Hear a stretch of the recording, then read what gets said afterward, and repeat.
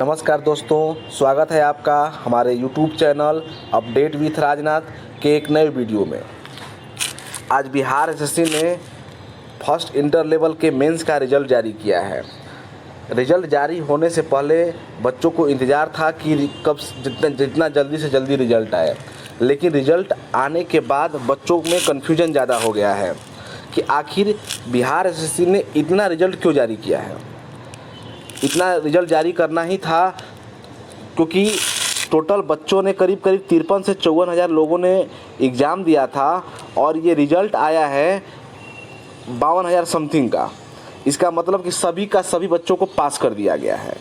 तो इतना ज़्यादा रिज़ल्ट देने का क्या फ़ायदा हुआ, इतना ज़्यादा रिज़ल्ट से फ़ायदा किसको हो सकता है, ये भी हम देखेंगे इस वीडियो में। एक प्रॉब्लम ये आ गया है कि किसको फिजिकल में बुलाएगा और किसको टाइपिंग में बुलाएगा। क्या दोनों में बुलाया जाएगा, क्योंकि इसने अलग रिज़ल्ट तो कोई जारी नहीं किया है फिजिकल और टाइपिंग के लिए।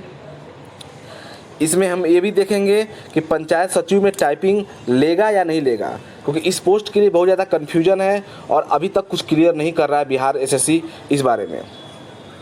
दरोगा के फिजिकल 15 मार्च से शुरू है, तो और इसका जो फिजिकल होगा बिहार एसएससी के जो फिजिकल पोस्ट है करीब 1000 के आसपास सीटों के लिए, तो उन सीटों पे जो फिजिकल होगा बिहार दरोगा का 15 मार्च से फिजिकल होगा। तो कुछ फ़ायदा होगा या नहीं होगा बिहार एसएससी का फिजिकल बाद में होने से, इन सभी को जानेंगे हम इस वीडियो में।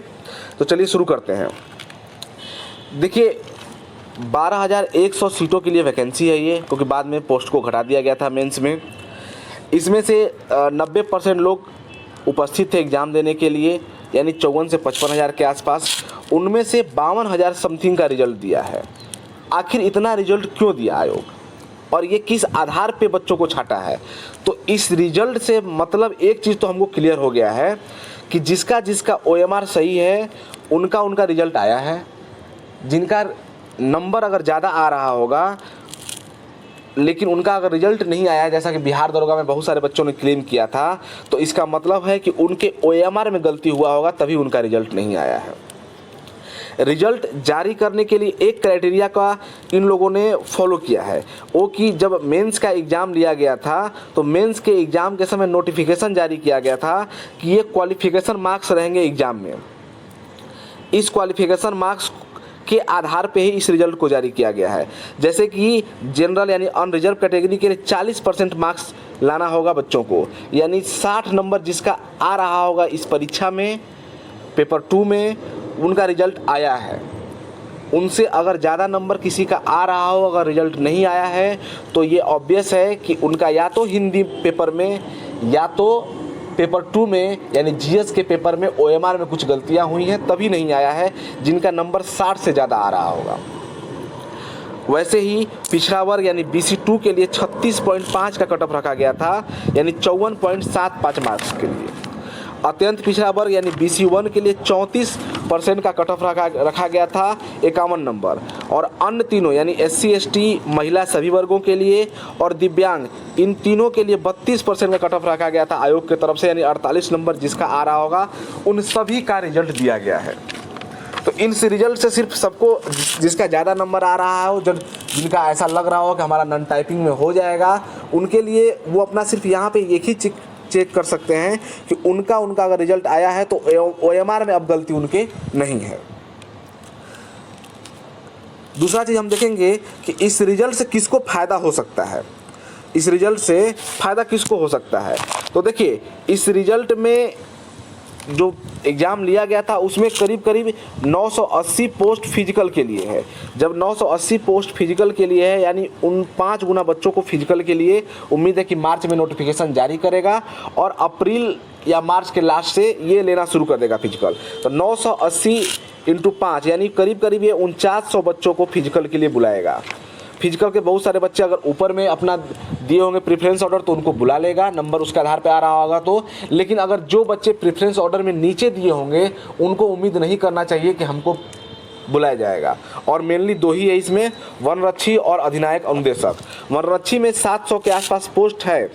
इसमें फिजिकल में जनरली कोई फेल नहीं होता है, 2-4% लोग फेल हो जाएँ वो बहुत ज़्यादा हो जाएगा।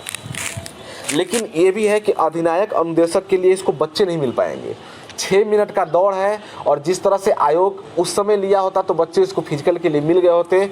आजकल उस समय जो सबसे कम उम्र रहा होगा उसका भी आज 25 से 26 साल एज हो गया होगा।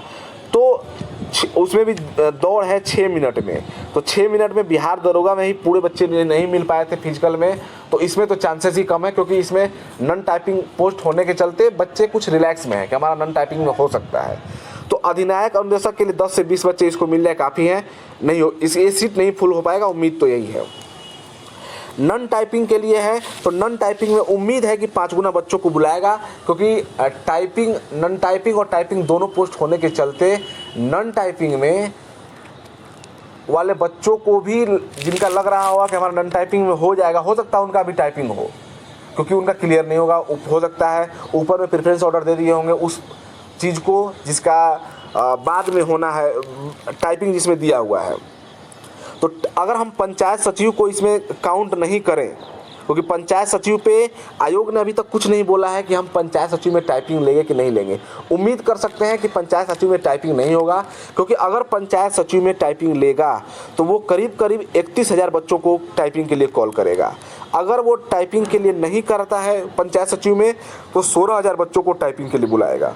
तो अगर इतनी ज़्यादा मात्रा में बच्चों को बुलाएगा टाइपिंग के लिए, तो जिसके मार्क्स कम हैं अगर उनका भी टाइपिंग स्किल सही होगा, हिंदी या इंग्लिश किसी एक में भी, तो उनका सिलेक्शन हो जाएगा।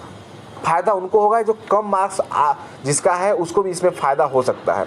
लेकिन इसमें भी फिर उम्मीद यही कीजिए कि टाइपिंग और नॉन टाइपिंग पोस्ट होने के चलते बच्चे रिलैक्स में हैं कि हमको मेरा नंबर हो जाएगा, ज़्यादा नंबर आ रहा है, टाइपिंग में हमको नहीं बुलाएगा। इस आधार पे टाइपिंग में भी हो सकता है बच्चों को 30 आयोग को नहीं मिल पाए। इंग्लिश वालों बच्चों को इंग्लिश फॉन्ट में होगा, हिंदी वालों के लिए मंगल फॉन्ट। इंग्लिश में कोई फॉन्ट नहीं होता है, सभी फॉन्ट के लिए एक ही वर्ड होता है, इसलिए उसका अलग से कोई फॉन्ट जारी नहीं किया गया है आयोग की तरफ से। लेकिन हिंदी की पहले कुर्तीदेव में होता था, अब मंगल फॉन्ट में होता है बहुत सारे जगहों पे, इसलिए मंगल फॉन्ट में ही एग्जाम लेगा आयोग। देखिए, दरोगा फिजिकल 15 मार्च से उसका श्योर है, हो सकता है 1 से 2 दिन में उसका एडमिट कार्ड आ जाए। तो इस आधार पे बिहार दरोगा और बीएसएससी में करीब 50% ऐसे लोग हैं बिहार दरोगा वाले कि बिहार एसएससी का भी एग्ज़ाम दिए हैं, और ऑब्वियस है जिनका रिजल्ट हुआ है वो अच्छे लड़के हैं, तो बिहार एसएससी में उनका एग्ज़ाम अच्छा ही गया होगा। तो इस आधार पे जिनका फिजिकल क्लियर हो जाता है बिहार दरोगा में, वो डॉक्यूमेंट्स वेरिफिकेशन में उम्मीद कर सकते हैं कि वो नहीं आएंगे, क्योंकि इसका डॉक्यूमेंट्स वेरिफिकेशन दरोगा के डॉक्यूमेंट्स वेरिफिकेशन के बाद ही होगा। तो बाद में फ़ायदा हो सकता है कि जिनका नंबर कम भी हो, वो 105 के आसपास 100 के आसपास, उनको भी नॉन टाइपिंग पोस्ट मिल जाए हो, लेकिन टाइपिंग में तो बुला सकता है उन लोगों को, उम्मीद कर सकते हैं। एक चीज़ और है कि फिजिकल और टाइपिंग में किसको बुलाएगा। तो अगर फिजिकल वाले जो प्रेफरेंस ऑर्डर में ऊपर दिए होंगे उनको तो बुलाएगा ही फिजिकल में, टाइपिंग में ज़्यादा बच्चों को बुलाएगा। तो हो सकता है बहुत सारे बच्चे ऐसे हो, कम से कम 10 से 12,000 तो ऐसे हो ही जाएंगे आयोग के पास, जिनको फिजिकल और टाइपिंग दोनों में बुलाया जाएगा। तो जिस एक में भी पास हो जाएंगे उनको वो वाला प्रेफरेंस ऑर्डर के आधार पे उनको जॉब मिल